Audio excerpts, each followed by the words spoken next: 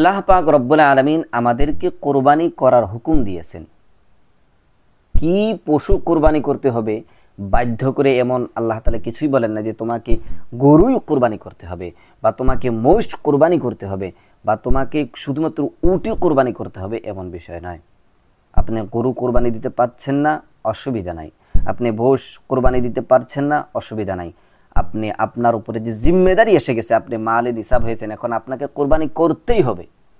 এ কোরবানি করার জন্য আপনি ইচ্ছা করলে বাজারে গিয়ে ৩,০০০ ৪,০০০ টাকা দিয়ে একটা ছাগল বা একটা ভেড়া বা একটা খাসি আপনি কিনে এনে কোরবানি করতে পারেন। আপনার মানুষ কি বলে এটা দেখার বিষয় নয়। আল্লাহ পাক রব্বুল আলামিন আপনাকে হুকুম দিয়েছেন কোরবানি করতে হবে। আপনার ক্ষমতা যতটুকুন জুটেছে ততটুকুন দিয়ে আপনি আপনার কোরবানির জিম্মেদারি আদায় করুন। আমাদের এলাকার মধ্যে শুধুমাত্র গরু মোষ এগুলি কোরবানি হয়, খাসি বা ভেড়া ছাগল পাঠা এগুলি কোরবানি হয় না। কেন হয় না?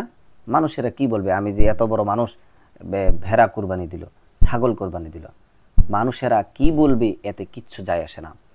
বরং আল্লাহ পাক রব্বুল আলামিনের দরবারে যাতে আপনি ধরা পড়ে না যান, রসুল আকরাম সাল্লাল্লাহু আলাইহি ওয়াসাল্লামের দরবারে যাতে আপনি ধরা পড়ে না যান, আল্লাহ যাতে আপনার উপরে রাজি হয়, আল্লাহর নবী যাতে আপনার উপরে রাজি হয়, এর জন্য আপনাকে কোরবানি করতে হবে।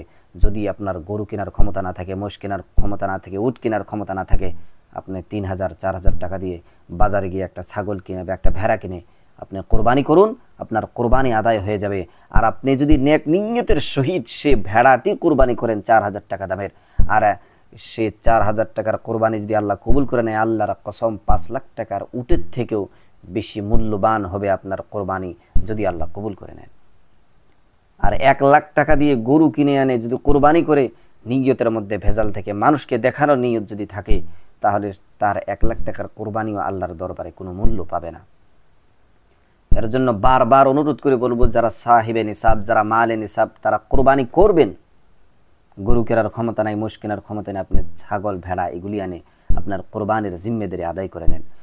রসুল আকরাম সাল্লাল্লাহু আলাইহি ওয়াসাল্লাম হাদিস শরীফের ভিতরে বলেছেন, ইমাম হাকিম মুস্তাদরাকুল হাকিমের মধ্যে এই হাদিসখানা রিওয়ায়াত করা হয়েছে। আল্লাহর নবী বলেছেন, মান ওয়াজাদা সাআতান লিআইয়ুদাহিয়া ফালাম ইউদাহি ফালা ইয়াহজুর মুসাল্লানা। যে ব্যক্তিকে কোরবানি দেওয়ার মতো ক্ষমতা দেওয়া হয়েছে, যে ব্যক্তি মালে নিসাব হয়েছে, যে ব্যক্তির উপরে কোরবানি ওয়াজিব হয়ে গেছে, এর সত্ত্বেও যদি সে মানুষ কোরবানি আদায় না করে, ফালা ইয়াহজুর মুসাল্লানা, সে ব্যক্তি যাতে আমার ঈদগার কাছেও না আসে, সে যাতে আমার ঈদগাহ হাজির না হয়। নবীজি এত বড় ধমকি দিয়েছেন সে উম্মতকে, যে উম্মতের কোরবানি দেওয়ার মতো ক্ষমতা হয়েছে, এরপর সে উম্মত কোরবানি করে না। আল্লাহ পাক রব্বুল আলামিন যাতে আমাদেরকে বুঝার তৌফিক দান করেন।